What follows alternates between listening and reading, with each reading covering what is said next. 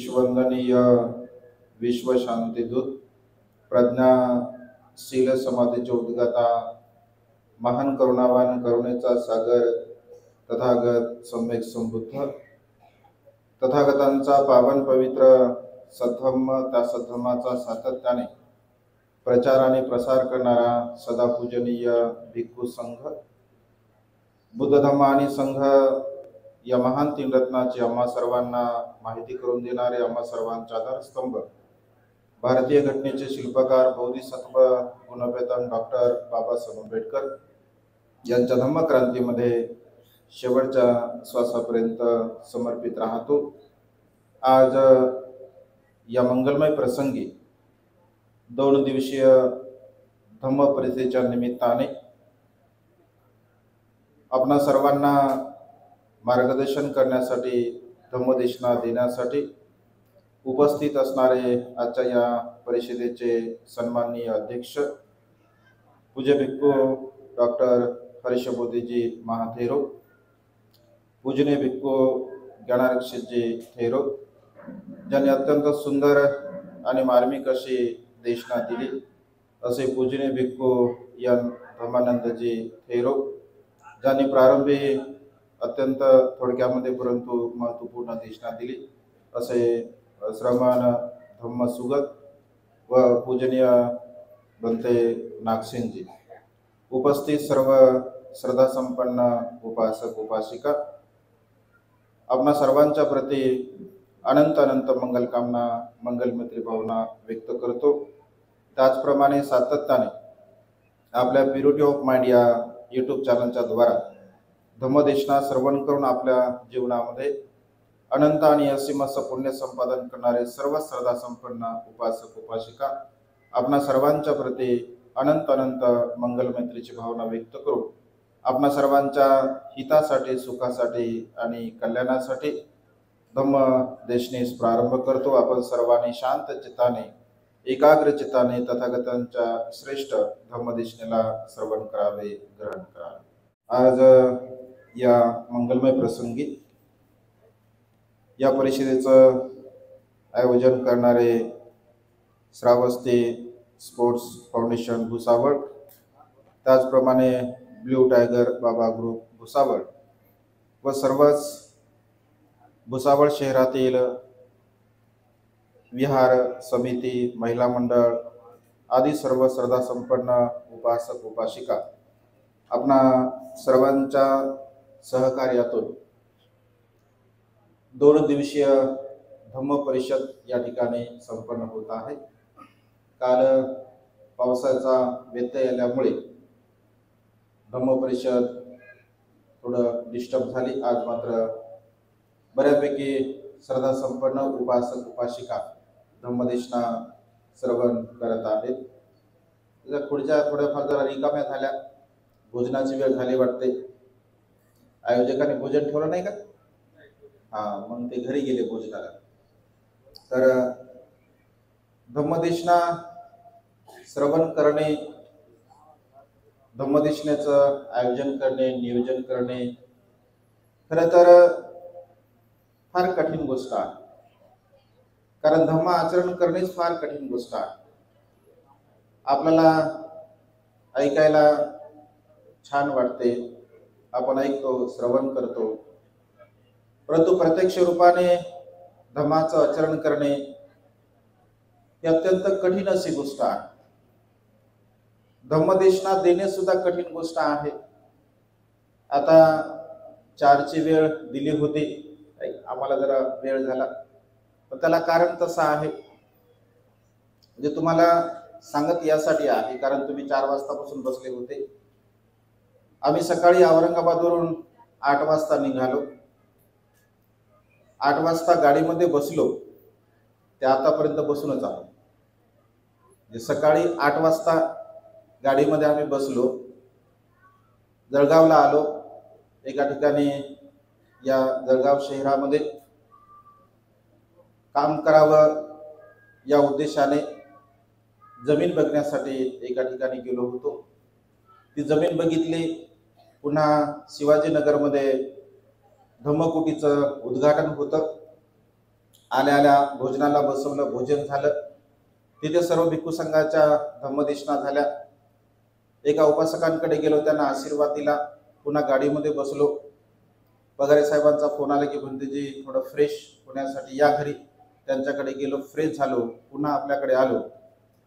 आता इथून गेल्यानंतर ठरेल पुन्हा रिटर्न जायचं का काय. जे सांगत तुम्हाला यासाठी आहे की सकाळच्या 8 वाजतापासून म्हणजे बसूनच आहोत आम्ही, गाडीमध्ये बसून, स्टेजवर बसून, इथे आता 2 घंटे झाले बसून. एक आणखी आमच्या भंतेजी तर बोलायचे बाकीच आहे, तो भाग वेगळा. तर सर्वच म्हणजे सांगण्याचा उद्देश हा आहे की धम्म श्रवण करणे आणि धम्मदेशना देणे सुद्धा ही सहज आणि साधी सोपी गोष्ट नाही आहे. धम्म आचरण करणे सुद्धा साधी सोपी गोष्ट नाही आहे. आपल्या भुसावळ शहरामध्ये अनेक धम्म परिषदा यापूर्वी झाल्या. तसं 1-2 परिषदेला मी आलो होतो, तेव्हा लहान होतो. आता ही काही उपासकांच्या परिचयामुळे येत असतो. जळगावमध्ये मात्र गेल्या 5-7 वर्षापासून वर्षावासाच्या कालावधीमध्ये 3 महिन्यापर्यंत मी वास्तविक करत असतो. मागच्या वर्षी सुद्धा वाघनगरमध्ये माझा वर्षावास होता. याही वर्षी जळगाव शहरामध्येच वर्षावास आहे. वर्षावासाच्या कालावधीमध्ये 3 महिन्यापर्यंत राहत असतो. धम्माचा प्रचार व्हावा, प्रसार व्हावा या उद्देशाने वर्षावास झाल्यानंतर आम्ही सतत फिरत असतो. आता थोडी आमच्या ज्ञानरक्षित भंतेची तब्येत बरी नसल्यामुळे सध्या फिरणं थोडं त्याने बंद केलं. आम्ही पुन्हा सुरू केलं, तब्येत थोडी चांगली झाली तर. सातत्याने भगवंताच्या आदेशाला अनुसरून भिक्खू संघ धम्माचा प्रचार आणि प्रसार करत असतो. मला तुम्हाला सांगायला आनंद वाटेल, 2 वर्षामध्ये म्हणजे 2 वर्षापूर्वी आम्ही गाडी घेतली, उपासकांनी दान दिली. काही त्यामध्ये ज्यांच्याकडे गाड्या असतील त्यांना समजेल, 2 वर्षामध्ये 1,00,000 किलोमीटर गाडी चालली. 2 वर्षामध्ये फक्त. यावरून तुम्ही कल्पना करू शकता. मला असं वाटतं ज्ञानरक्षक भंतेची जी पहिली गाडी स्कॉर्पिओ होती 4-5 लाख झाले, 4.5 लाख किलोमीटर, आणि ही सुद्धा 1,00,000 किलोमीटर होत आलेली आहे. म्हणजे सातत्याने बाबासाहेबांच्या धम्मक्रांतीला गतिमान करण्यासाठी भिक्खू संघ आपल्या परीने धम्माचा प्रचार आणि प्रसार करत असतो. सुरुवातीला काही थोडी खंत व्यक्त केल्या गेली की, आणि साहजिक आहे, धम्मकार्य करणं हे सहज साधी सोपी गोष्ट नाही आहे. जिथे बुद्धाला विरोध होतो, जिथे भिक्खू संघाला विरोध होतो, जिथे बाबासाहेबांना विरोध होतो, आपली काय गोष्ट आहे, आपल्याला सुद्धा विरोध होणारच आहे.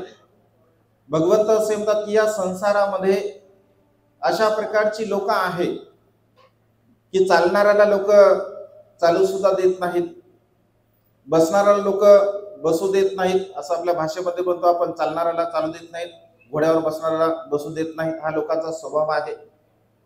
या संसारामध्ये असा एकही व्यक्ती मिळणार नाही की ज्या व्यक्तींची कधी निंदा झाली नाही. म्हणजे त्या व्यक्तीला कोणी चांगलं, म्हणजे कायमस्वरूपी त्याला चांगलंच म्हटलं, असा संसारामध्ये एकही व्यक्ती नाही आहे. शोधून सुद्धा सापडणार नाही. अगदी बुद्धाला सुद्धा लोकांनी नावं ठेवले. बुद्धांना सुद्धा बदनाम करण्याचे, षड्यंत्र करण्याचे त्या काळामध्ये प्रयत्न केले गेले. भिक्खू संघाला सुद्धा वर्तमान काळामध्ये सुद्धा होतात. कारण धम्म आचरण करणे, धम्माचा प्रचार आणि प्रसार करणे ह्या अत्यंत महत्त्वपूर्ण गोष्टी करत असताना या सर्व प्रकारच्या गोष्टीला आपल्याला समोर जावं लागतं. धम्मकार्य करत असताना मान, अपमान, यश, अपयश, निंदा, स्तुती, सुख, दुःख या 8 लोक धर्माला आपण जाणलं पाहिजे, समजून घेतलं पाहिजे. आणि या 8 लोक धर्माला जो व्यक्ती जाणतो, समजून घेतो, तर तो खऱ्या अर्थाने धम्माचा प्रचार आणि प्रसार करतो. आणि त्यामुळे आपण जे काही कार्य करत असतो, कुठल्याही प्रकारचं कार्य यशस्वीपणे जर आपल्याला पूर्णत्वास न्यायचं असेल तर काही धम्मतत्व आपण पाळले पाहिजे. त्या धम्मतत्वाचा आपण अंगीकार केला पाहिजे, त्याचा स्वीकार केला पाहिजे. आणि आपण जर प्रामाणिकपणे जर कार्य करत असेल, काम करत असेल, तर नक्कीच आपल्याला यश प्राप्त होत असते. आणि त्यामुळे हताश न होता धम्मकार्य करत असताना आपण सातत्याने त्याला पूर्णत्वास नेण्याचा प्रयत्न केला पाहिजे. बाबासाहेबांचं धम्म मिशन हे केवळ भिक्खूंचं काम नाही, तर 4 प्रकारच्या परिषदा भगवंताने सांगितल्या.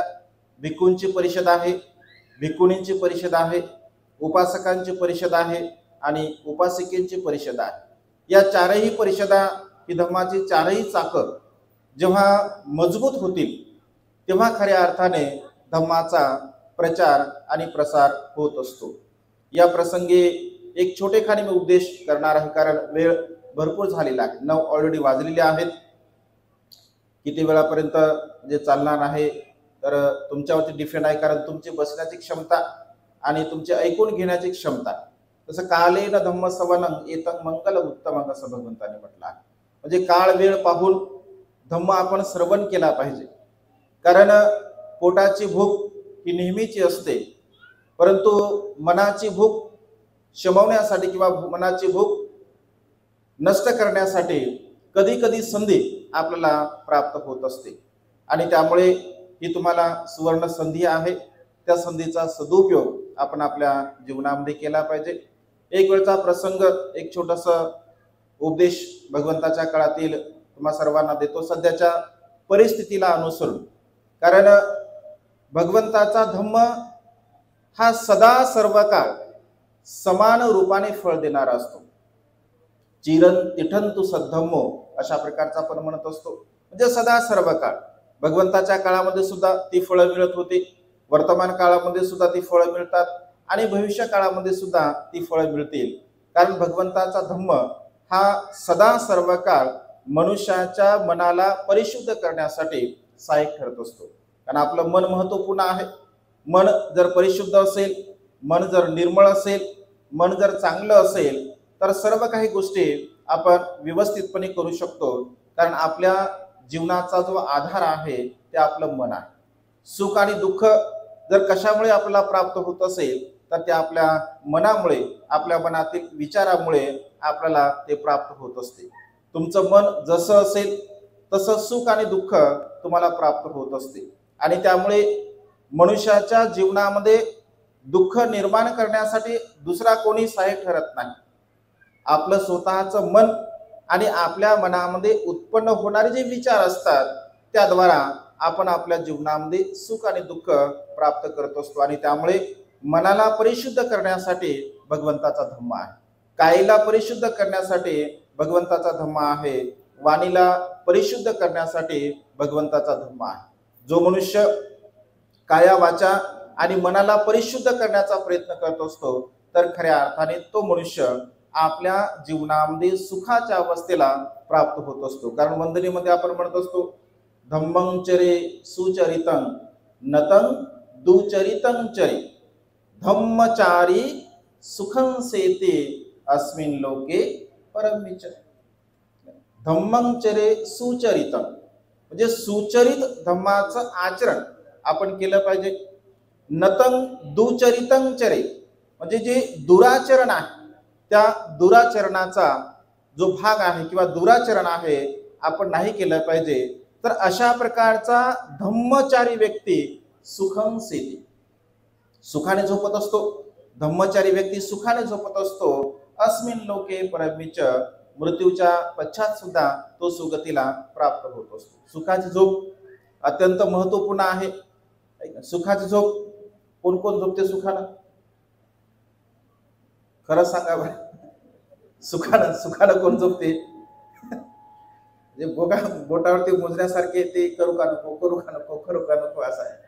कारण सध्याच्या घडीला सुखाची झोप मिळणं फार कठीण गोष्ट आहे.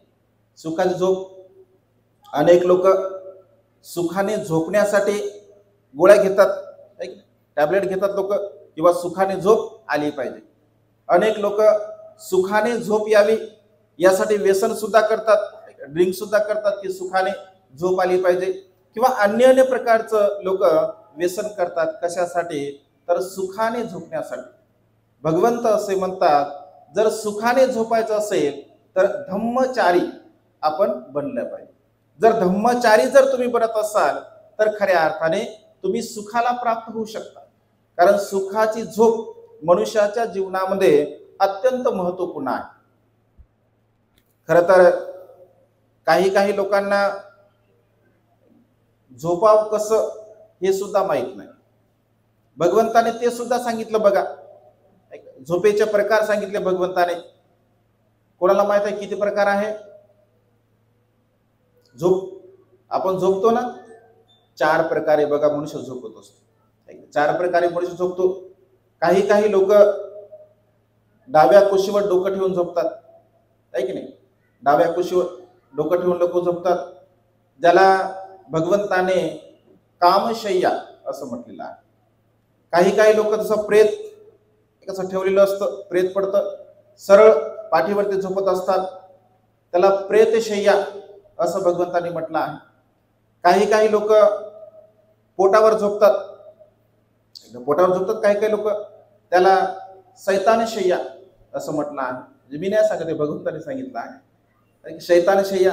आपण कधी म्हणतो काय शैतानासारखा झोपला, जरा मांसासारखा झोप. आणि चौथी शय्या आहे सिंहशय्या, म्हणजे उजव्या कुशीवरती भगवंत डोकं ठेवतात, पाय सरळ. जी भगवंताची महापरिनिर्वाण मुद्रा आपण बघत असतो त्याला सिंहशय्या अशा प्रकारचं म्हटलं आहे.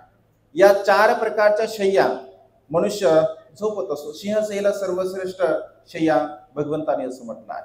मनुष्याच्या जीवनामध्ये जी सुखाची झोप आहे, सुखाची झोप कोणत्या मनुष्याला येते? सुखाची झोप कोणता मनुष्य झोपतो? किंवा सुखाची झोप कोणाला येत नाही? तर भगवंत असे म्हणतात, काही मनुष्यामध्ये असणारे जे दुर्गुण आहे त्या दुर्गुणाला अनुसरून जर मनुष्य जीवन जगत असेल तर तो कधीही सुखाने झोपू शकत नाही. कारण सुखाची झोप मनुष्याच्या जीवनामध्ये अत्यंत महत्वपूर्ण आहे. भगवंत असे म्हणे, एक वेळचा प्रसंग, अत्यंत थंडीचं वातावरण असते आणि त्या थंडीच्या वातावरणामध्ये एक व्यक्ती भगवंताकडे येतो. थंडी असल्यामुळे त्याने स्वतःला चांगल्या प्रकारच्या कपड्याने असं गुंडाळलेलं असतं, ब्लँकेट घेतलेलं असतं. भगवंत खुल्या एका झाडाखाली बसलेले असतात आणि खुल्या झाडाखाली बसलेले असताना तो व्यक्ती भगवंताला विचारतो की भगवान, एवढी थंडी आहे आणि एवढ्या थंडीमध्ये तुमच्या अंगावरती फक्त हे काशाय वस्त्र आहे, भगवान तुम्हाला थंडी लागत नाही का? भगवान तुम्ही रात्रभर इथे व्यवस्थित झोपले का? कारण एवढी थंडी असताना तुम्ही कुठल्याही प्रकारचं अन्य व्यतिरिक्त वस्त्र घेतलं नाही, भगवान तुम्ही तर सुखाने झोपलात ना? तर तेव्हा भगवंत असे म्हणतात, धम्मचारी सुखं सेवे. जो मनुष्य धम्माचं आचरण करत असतो, धम्माचं अनुसरण करत असतो, तर तो मनुष्य नेहमी सुखाने झोपत असतो.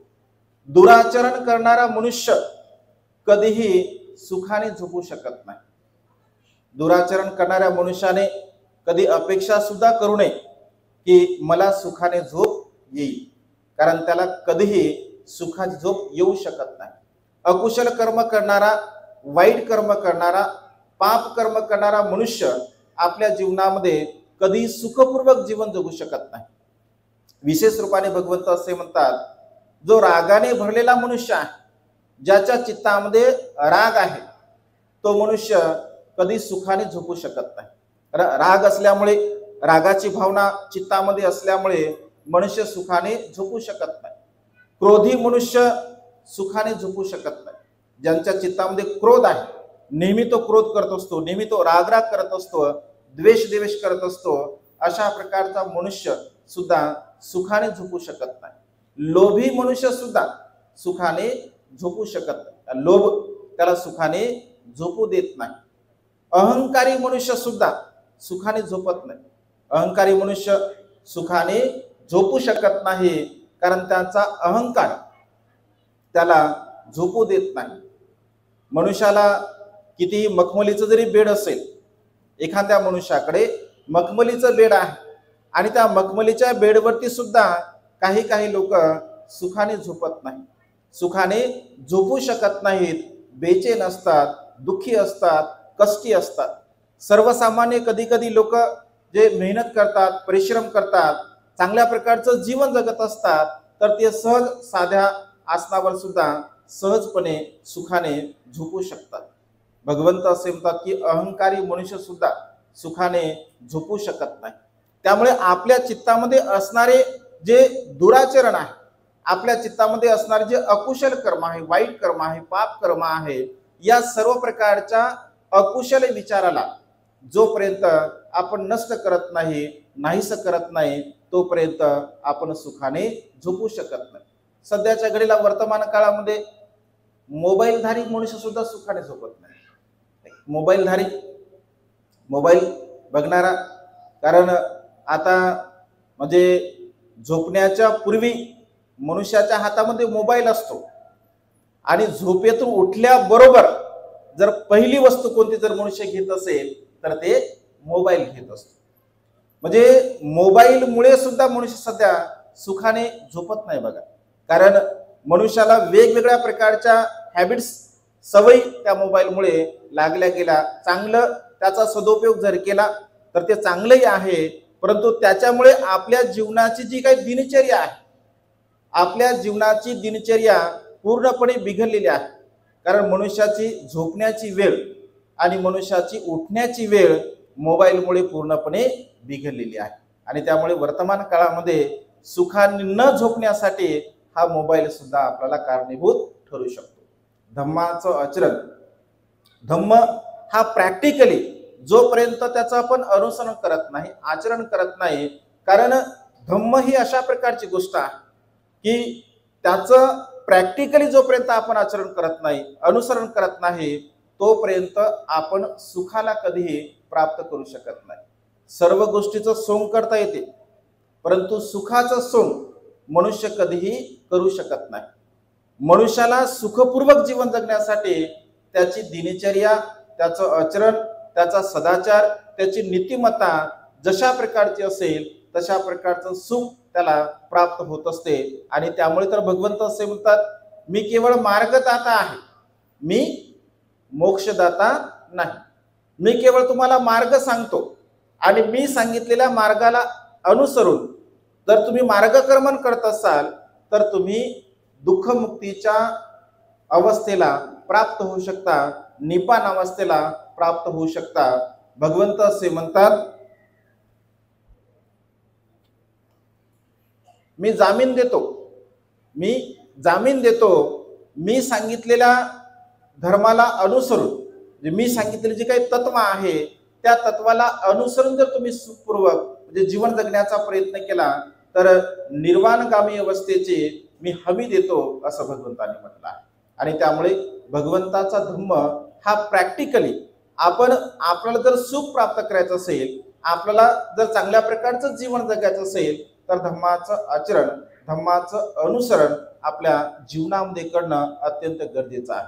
वर्षावासाच्या कालावधीमध्ये 3 महिन्यापर्यंत मोठ्या उत्साहाने आपण धम्माचं आचरण करतो, धम्माचं अनुसरण करतो. मग विहारामध्ये ग्रंथाचं वाचन असेल, प्रवचन असतील, ह्या सर्व काही गोष्टी आपण करत असतो. परंतु वर्षावास संपन्न झाल्यानंतर मात्र जसा उत्साह म्हणजे असायला पाहिजे, धम्म आचरणाचा उत्साह असायला पाहिजे, धम्म श्रवण करण्याचा उत्साह असला पाहिजे, तो उत्साह मात्र आपल्यामध्ये राहत नाही. शेवटी मग वर्षावास संपला की 14 एप्रिल येते. 14 एप्रिलचा तो उत्साह असतो, म्हणजे 10, 12, 13, 1 तारखेपासून ते 14 तारखेपर्यंत. 14 तारखेला एवढा उत्साह असतो, म्हणजे 14 तारखेला उत्साह असतो, 15 तारखेला त्याला लाता घातला तरी उठत नाही. आपली लेकरं म्हणजे जे 14 तारखेला जे नाचतात, एवढा जोश असतो, एकदम जोशामध्ये. 15 तारखेला 14 तारखेला असणारा जोश 15 तारखेला बेहोश होतो. बिलकुल त्याला उठवा तुम्ही 2 वाजता 3 वाजता उठतो, कारण पोटामध्ये अमृत टाकल्याशिवाय काय नाचता येत नाही. अमृत आवश्यक आहे की नाही? अमृत घेतात, अमृताशिवाय काय लोकांना नाचता येत नाही. मला तर कधी कधी प्रश्न उठतो की बाबासाहेबांच्या नावाने म्हणजे 14 एप्रिलला नाचण्यासाठी जे ज्या व्यक्तींना जर मद्याचा आधार घ्यावा लागत असेल तर त्याला काय म्हणू शकतो आपण आता, आहे की नाही? म्हणजे बाबासाहेबांचं नाव काफी आहे आपल्यासाठी. बाबासाहेबांना केवळ 14 एप्रिल पुरतं आपण मर्यादित नाही ठेवलं पाहिजे. धम्म आचरण केवळ वर्षावासापुरतं नसलं पाहिजे, कारण जोपर्यंत दुःखमुक्तीच्या मार्गामध्ये आपण मार्गक्रमण करत नाही तोपर्यंत धम्माचं आचरण सातत्याने आपण आपल्या जीवनामध्ये केलं पाहिजे. धम्म हे काय सहज साधी आणि सोपी गोष्ट आहे का? सिद्धार्थ बोधिसत्वाला 6 वर्षापर्यंत तपश्चर्या करावी लागली. 6 वर्षापर्यंत ध्यान मनन चिंतन करावं लागलं. वेगवेगळ्या प्रकारच्या गुरुकडे जाऊन त्यांचं ज्ञान आत्मसात करावं लागलं. धम्म सहजासहजी सोपी गोष्ट नाही आहे. आणि त्यामुळे बांधवांनो, आपल्या जीवनामध्ये धम्माचं आचरण अत्यंत महत्त्वपूर्ण आहे. धम्म परिषदा हे आपल्यामध्ये ऊर्जा निर्माण करण्यासाठी असते. 1 दिवस असेल, 2 दिवस असेल, म्हणजे सातत्याने धम्म संस्कार आपल्या मनावरती, आपल्या मुलांवरती आपण करण्याचा प्रयत्न केला पाहिजे. कारण धम्म आचरण, धम्मच अशी गोष्ट आहे की जे आपल्याला दुःखमुक्तीच्या मार्गाकडे घेऊन जाऊ शकते. आणि त्यामुळे एकतेनं या सर्व काही गोष्टी आपण केल्या पाहिजे. चिंतन मनन केलं पाहिजे. आणि चिंतन मनन करून सातत्याने कुठल्याही प्रकारचं कार्य म्हणजे जागृतीचा विस्तव, बाबासाहेब असं म्हणतात की तो सतत तेवत ठेवला पाहिजे. जागृतीचा विस्तव हा विझू देता कामा नये. जागृतीचा विस्तव जर विझला असेल तर तिथे मात्र धम्म चळवळ ही नष्ट होते, नाहीशी होत असते. आणि त्यामुळे सातत्याने आपण हे जागृतीचं जे काही कार्य आहे तर ते जागृतीचं कार्य सातत्याने आपण केलं पाहिजे. त्याच्यामध्ये पारदर्शकता आपण दिली पाहिजे. जसं बोलताना संयोजक असं बोलले की मी हिशोब सुद्धा देणार आहे, दिलाही पाहिजे. माझं असं वैयक्तिक मत आहे की दिलाही पाहिजे. कारण जो समाज आपल्याला देतो तर त्यांना द्यायला काय हरकत आहे. आउटपुट जर आपण त्याच्यातून दिलं, म्हणजे एखादी गोष्ट जर आपण केल्यानंतर ती गोष्ट जर सातत्यपूर्ण होत असेल, त्या गोष्टीला एक मोठ्या प्रकारचं व्यापक रूप येत असेल तर ते कार्य आपण यशस्वीपणे पूर्ण करू शकतो. मी स्वतः माझं वैयक्तिक उदाहरण देतो. जिथे मी राहतो म्हणजे मयूर पार्क या ठिकाणी औरंगाबाद शहरामध्ये, तिथे 2010ला मी गेलो तिथे राहण्यासाठी. म्हणजे 2010 ते 2025 पर्यंत 15 वर्षामध्ये तिथे राहत असताना जवळपास 40 ते 45 लाखाचं काम मी केलेलं आहे. आणि त्या 45 लाखाचा हिशोब आजही माझ्याकडे DTP करून आहे. दरवर्षी म्हणजे एका आणि विशेष आणखी महत्वाची गोष्ट सांगतो की त्या दानामध्ये एकाही राजकीय व्यक्तींचा रुपया सुद्धा नाही आहे. जिथे राजकीय लोक असतील त्यांना असं वाटेल की बा म्हणजे राजकीय लोकांचे पैसे का घेऊ नये.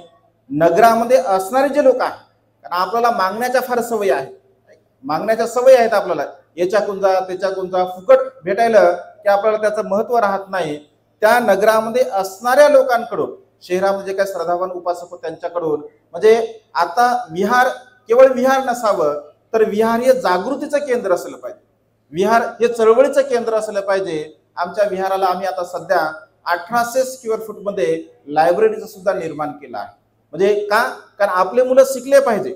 आपल्या मुलं जर शिकतील, त्यांच्यावर संस्कार होतील, म्हणजे धम्माचा संस्कार आणि शिक्षणाचा संस्कार या दोन्ही गोष्टी आपण आपल्या मुलांना दिल्या पाहिजे. कारण येणाऱ्या काळामध्ये शिक्षण हे फार अवघड आहे. आताच तुम्ही जर विचार केला असेल तर आता सध्याच्या घडीला सुद्धा शिक्षण फार अवघड आहे. येणाऱ्या काळामध्ये ज्यांच्याकडे पैसा असेल फक्त त्यांचेच मुलं शिकतील, ज्यांच्याकडे पैसा नाही आहे त्यांचे मुलं शिकू शकणार नाही. कारण आज तुम्ही नर्सरीमध्ये टाका, KG मध्ये टाका, फर्स्ट मध्ये, सेकंड मध्ये, थर्ड मध्ये 50-50 हजार, 1-1 लाख रुपये फीस द्यावी लागते. 12वी पर्यंत तुमचा मुलगा 10-12 लाख रुपये त्याला खर्च करावे लागतात. पुढे शिक्षणासाठी आणखी खर्च करावा लागतो. म्हणजे एका मुलांवरती 10-15-20 लाख रुपये आज शिक्षणावर तुम्हाला खर्च करावे लागतात, जे की सर्व काही फुकट मिळत होतं.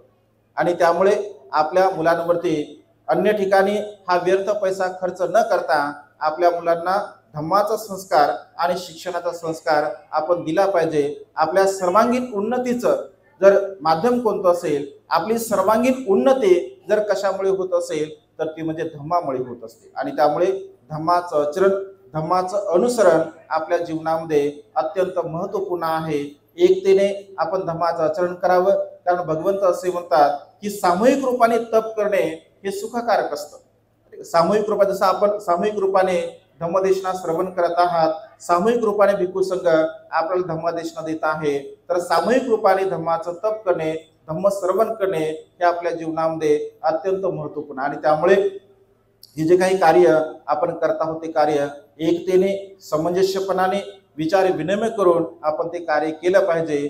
विचार विनिमय नसेल, आपल्यामध्ये संवाद नसेल, तर कुठल्याही प्रकारचं कार्य यशस्वीपणे होऊ शकत नाही। एक छोटंसं उदाहरण सांगतो 2 मिनिटांमध्ये आणि धम्मदेशना संपन्न करतो की मनुष्यामध्ये विचार विनिमय किती महत्त्वपूर्ण आहे।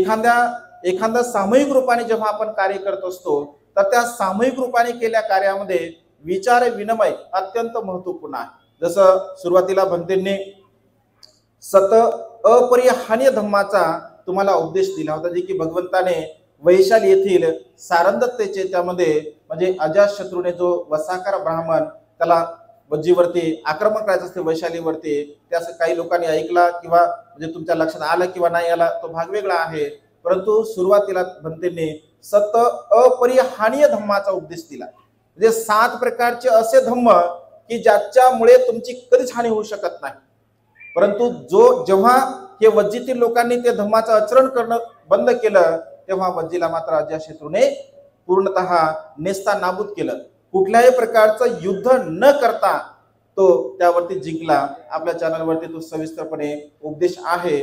तर एक छोटंसं उदाहरण मी तुम्हाला सांगतो की विचार विनिमय किती महत्त्वपूर्ण आहे। एक छोटासा प्रसंग, जसं एकदा एका खेडेगावामध्ये अत्यंत सिलवान सदाचारी एक गुणवान व्यक्ती असतो, अत्यंत गरीब असतो, आणि त्या गरीब व्यक्तीला त्याच्या आचरणामुळे सामूहिक रूपाने त्याला सरपंच म्हणून घोषित केलं जातं। बिनविरोध त्याला जी निवड होते, तो चांगला असतो, सज्जन असतो, गुणवान असतो, आणि सज्जन असल्या कारणाने त्याला ते पद दिलं जातं।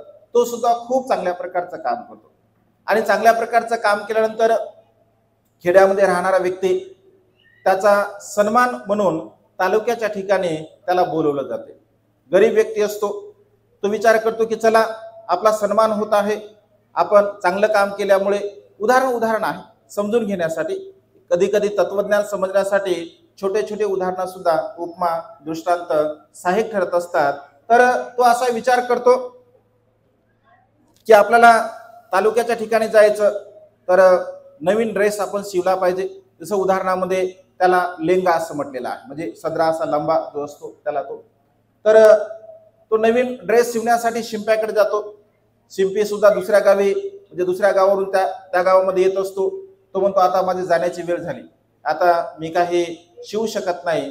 तो त्याला विनंती करतो की हा एवढा ड्रेस मला शिवून दे, कारण मला उद्या तालुक्याला जायचं आहे, माझा सन्मान आहे। त्याला विनवणी केल्यानंतर शिंपी तो ड्रेस टेलर त्याला शिवून देतो। शिवता शिवता तो ड्रेस थोडासा मोठा होतो, लांब होतो। जेव्हा तो घरी येतो, घरी आल्यानंतर पाहतो घालून कसा दिसतो मला हा सदरा, तर तो थोडा मोठा होतो, आणि तो विचार करतो अरे घाईघाईमध्ये टेलरनं हा सदरा माझा मोठा केला, पण असा जर मी घालून गेलो तर ते काही बरं दिसणार नाही।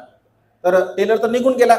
मग तो आपल्या पत्नीला म्हणतो की हे बघ, हा जो सदरा आहे थोडासा जरा जास्तच लांब वाटतो, तर तू असं कर, याला थोडंसं तू कापून शिवून घेशील, म्हणजे मला थोडंसं व्यवस्थित ते घालता येईल।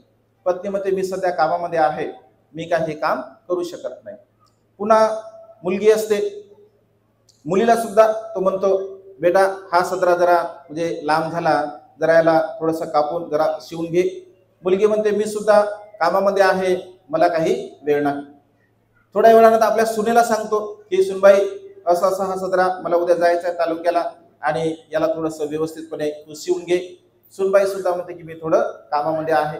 तो म्हणतो ठीक आहे, जर तुम्ही सर्वच कामामध्ये असाल तर जसं आहे तसं मी घालून जातो, आणि सर्व भोजन करतात, झोपी जातात। झोपी गेल्यानंतर रात्री आठवते पत्नीला, अरे माझे पती उद्या तालुक्याच्या ठिकाणी जात आहेत, आणि त्यांचा सदरा थोडासा मोठा झाला, त्याने मला थोडंसं काम सांगितलं, मी ते केलं नाही, आपण तो सदरा शिवला पाहिजे।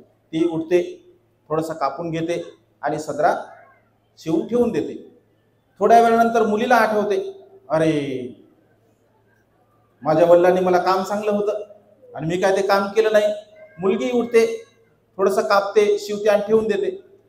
नंतर मग सुनेला सुद्धा आठवते, अरे माझ्या सासरे बुवांनी मला काम सांगलं होतं.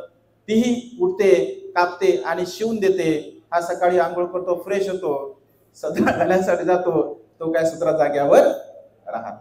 कशामुळे? विचार विनिमय न केल्यामुळे. कारण भगवंताचा जो धम्म आहे, भगवंताचा धम्म म्हणजे व्यवहारिक दृष्टिकोनातून सुद्धा आणि सामाजिक दृष्टिकोनातून सुद्धा कोणत्याही प्रकारचं कार्य जेव्हा आपण करत असतो तर विचार विनिमय करून सर्व काही कार्य आपण ते केलं पाहिजे. एकतेने आपण ते कार्य केलं पाहिजे, एकत्र राहून ते आपण काम केलं पाहिजे. एक दिलाने बाबासाहेबांच्या धम्म मिशनला गतिमान करण्यासाठी आपल्याला हे काम करायचं आहे. राग, द्वेष, लोभ, मोह, हेवे दावे, वाद विवाद ह्या सर्व काही गोष्टी चालू राहतात, कारण हा लोकधर्म आहे.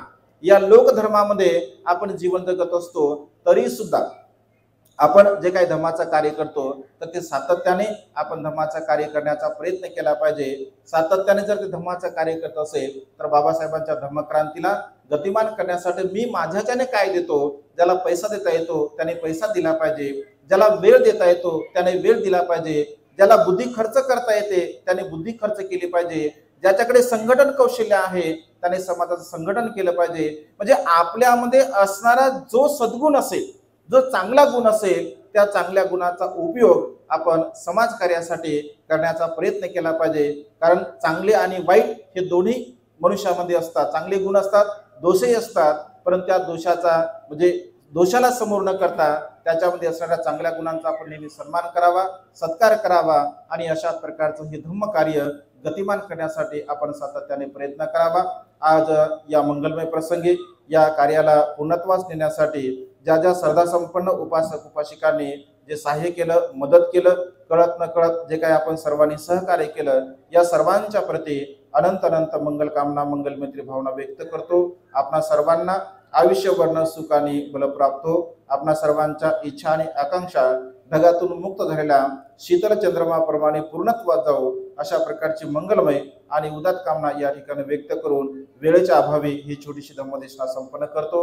सर्वांचं मंगल हो, सर्वांचं कल्याण हो, सर्वांना दीर्घायुष्य लाभो. साधु साधु साधु.